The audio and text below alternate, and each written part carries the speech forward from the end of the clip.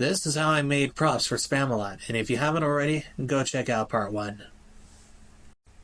In part 2, we're working on sanding and spackling. As you can see, I have my handheld sander, and I wanted to remove the label.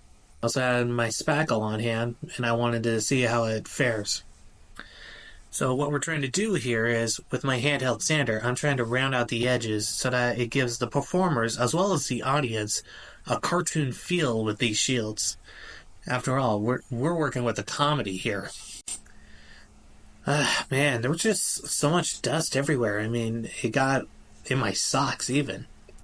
I'm not even sure what to call this stuff. I mean, foam dust, pink dust, sawdust, sand dust, angel dust. Probably not angel dust. No. Please don't demonetize me.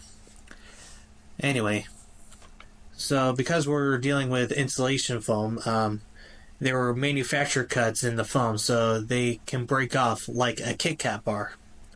Sanding around the edges and over the labels brought out those cuts. And that's where the spackle comes in.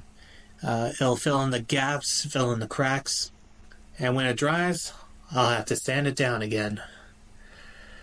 Yay, more sanding. So if you like this, follow for part 3, because